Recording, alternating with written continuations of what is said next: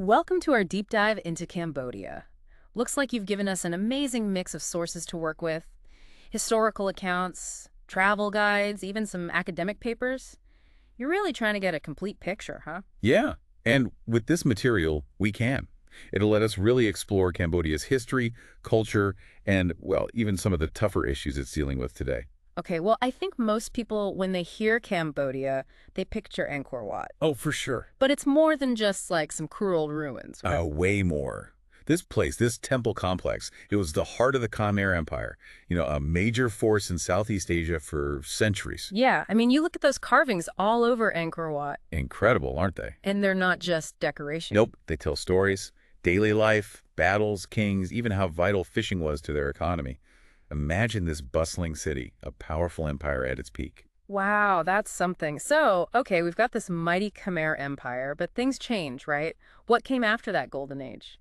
Well, think of it like a wave, maybe. Yeah. There were times when they were on top, dominating, then pushed back by their neighbors, the Siamese, the Vietnamese, and eventually it all led to Cambodia, accepting French protection in 1863, beginning their colonial period. Wow, that's a huge change. And did that French influence stick around? Did it have a lasting impact? Oh, absolutely. I mean, you can still see it in the architecture, especially in Phnom Penh, and even, in some words, they've adopted into the Khmer language.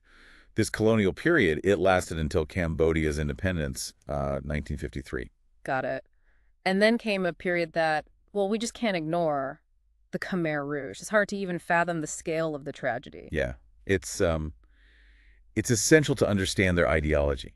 The Khmer Rouge, they rejected almost everything about modern society: cities, religion, even the concept of family as we know it. Really? Their vision was entirely agrarian, and their attempts to force this vision, it led to unimaginable suffering. It makes you wonder, how does a nation recover from something so horrific? Was there any source of hope at all during that time? Well, I think even under the most oppressive regimes, faith often persists. Yeah.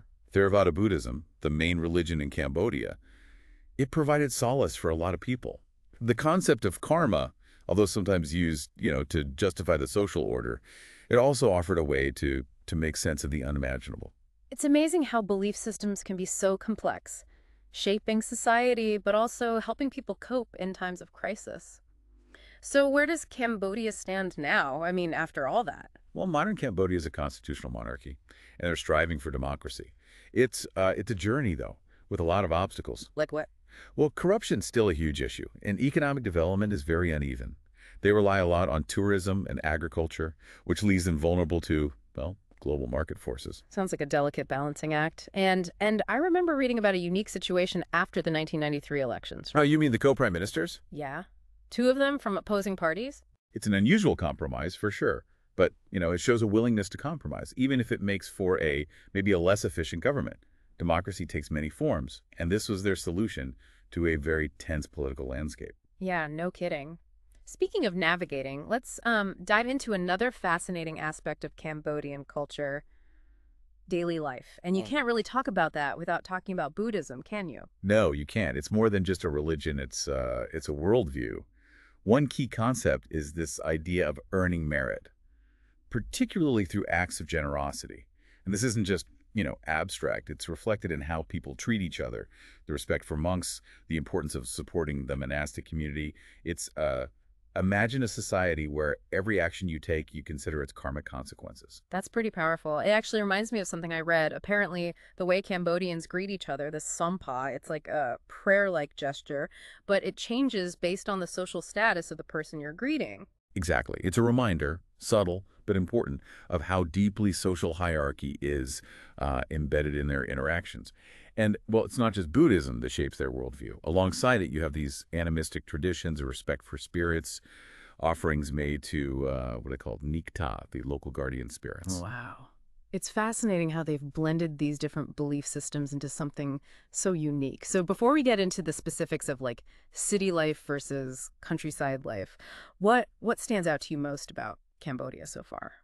I think, for me, it's the contrast. You have this grandeur of the ancient Khmer Empire, but then the challenges of their recent history. And yet, through it all, there's this enduring sense of spirituality, this deep connection to their cultural heritage. Yeah. It definitely makes you want to keep exploring. So stay with us as we dive deeper into Cambodian customs, urban life, and what it's like to live in rural Cambodia today. So we've explored Cambodia's past, right? And kind of dipped our toes into their spiritual side. But now I want to step into the present. Like I'm picturing those vibrant city streets, the rice paddies, but I have a feeling there's way more to the story. Oh, definitely. There's always more than meets the eye, right? Right. Cambodia, it's a country in transition. It's grappling with rapid development, but there's still so much poverty and this constant like push and pull between tradition and modernization. Okay, so let's start in the cities. I read that Phnom Penh is going through some pretty dramatic changes. Absolutely. You see these gleaming skyscrapers, but right next to them, traditional pagodas.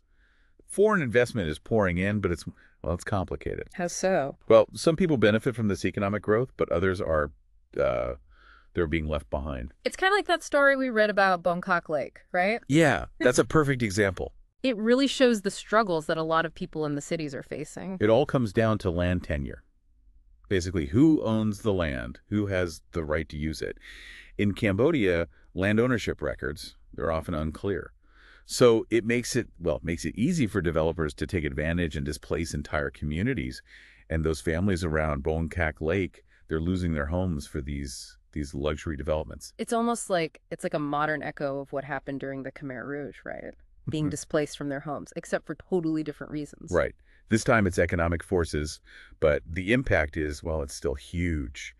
And that's not all. There's access to education and healthcare. That's another massive hurdle. Yeah, I was fascinated by the whole pagoda boys thing. Oh, yeah. Young men leaving their families, their rural homes to get an education in the city, and they live in the temples for support. It really shows you how important the pagoda is, like a safety net. But it makes you wonder, why are so many families forced to send their sons away like that? Yeah, why? It comes down to limited opportunities in rural areas, limited education, economic hardship, and healthcare. It's technically free for everyone, but Yeah, it's not that simple. no, it's not. There are under-the-table fees, and a lot of people just don't trust doctors. There's this idea that you can just buy a diploma. Wow. It makes it really hard for people to get the care they need, especially if they can't afford it. But, I mean, it's not all bad, is it? There's also a lot of ingenuity and resilience, right? Definitely. Think about cell phones, for instance. Okay. They've become a lifeline, not just for calling people, but for getting online. Mm. They bypass the need for computers, which are expensive. And then you have those working on a Premier script font. You know, they're fighting to make sure their language isn't left behind in this digital age. It's amazing they're holding on to their identity even as technology changes their lives so rapidly. Okay, so we've seen the city. What about rural Cambodia? I mean, it's easy to think of those peaceful rice paddies, but I bet there's more to it. Well, there always is. Rural life, it's often idealized. But while agriculture is still the backbone of the Cambodian economy, the reality for a lot of farmers, it's a lot of challenges. Like what? What are they dealing with? Well, land ownership is a huge one. Remember that redistribution policy under the Khmer Rouge? Yeah. Families got land based on how big they were at that time. But what about the generations that came after? Right. What about them? They inherit smaller and smaller plots of land. Sometimes it's barely enough to feed their families. Wow, that's a really good point. It's like the effects of that period are still being felt today. This inequality in land ownership. Exactly. And then there's land grabbing, where powerful people or companies, they use these unclear land titles to take land from these small farmers. It's a constant struggle for them just to hold on to their land. And then you've got, well, the unpredictable nature of farming itself, right? Droughts, floods, diseases, the global market. It's a lot. The price of rice is always changing, so it's hard for Cambodian farmers to compete with their neighbors, places like Thailand and Vietnam where production's cheaper. Oh, and we can't forget about the landmines. Oh, gosh, yeah. It's hard to imagine living with that fear, working your land, but knowing that that one wrong step could be, well. It's a chilling reminder of the war and the risks that a lot of rural Cambodians face every day. But I don't want to paint a totally bleak picture. There's also a ton of resilience and a strong sense of community in rural Cambodia. Yeah, we read about NGOs working to support farmers. Oh, right. With microloans and training on, like, sustainable agriculture. Mm-hmm. And there's a move towards mechanization, though the rising cost of fuel makes that tough. It's a tricky balance, keeping traditional practices, but also embracing new technologies, all while trying to keep up with a rapidly changing world. And I mean, it's not just about the land, right? Family is such a huge part of Cambodian culture in the cities and the countryside. Absolutely. The family unit, it's the core of their society. Often you'll have multiple generations living together under one roof. But after everything they've been through, especially the Khmer Rouge, I wonder how that impacted family ties. Well, the Khmer Rouge, they deliberately targeted families. They separated children from their parents and dismantled those traditional kinship ties. It created a wound that's still felt today. So many families lost loved ones, and that trauma of separation, it lingers. It's heartbreaking. How do you even start to rebuild after that? It's a testament to their resilience and their cultural values, but we also have to acknowledge that traditional gender roles are still very strong in Cambodia. Yeah, I remember that saying, girls are like cotton wool, boys are like diamonds. It's pretty telling. It is. Women are vital to their families and communities, but they often face limitations that men don't. You see it in arranged marriages, where the priority is finding a good husband for the daughter. And it's harder for women to get an education or have a career. And then there's the whole birthing thing, right? The traditional practices, often led by older women, and the push for more modern medical approaches. It's a clash between generations. It is. It all boils down to this tension between tradition and modernization, really. We see it in the cities, in rural communities, even within families. It's like they're constantly adapting, finding their own way forward, but still holding on to their values and traditions. What resonates most with you about life in Cambodia today? The complexities, I think. You see poverty, inequality, the scars of the past, but you also see resilience, ingenuity, a real sense of community. It reminds you that to really understand a culture, you have to look beyond the surface, see both the light and the shadow. Well said. It makes me want to learn even more about how they're facing these challenges, but that's for another time. Stick with us as we wrap up our deep dive into Cambodia, exploring this balance they're trying to strike between preserving their heritage and embracing the future. So we've covered a lot of ground, haven't we? Cambodia's past, their beliefs, the challenges they face. I'm really struck by how resilient they are and their determination to create a better future. It is pretty remarkable. They've gone through so much, but there's this vibrancy, a warmth, and that deep connection to their culture. It really shines through. But we're looking at this as outsiders. It's easy to oversimplify things, to make assumptions. I'm thinking about like ethical dilemmas that travelers might face, especially when it comes to poverty. Oh, right, like giving money to beggars or buying things from kids on the street. It's tough. Yeah. You want to help, but you also have to think about the long-term impact. Exactly. It's about being informed.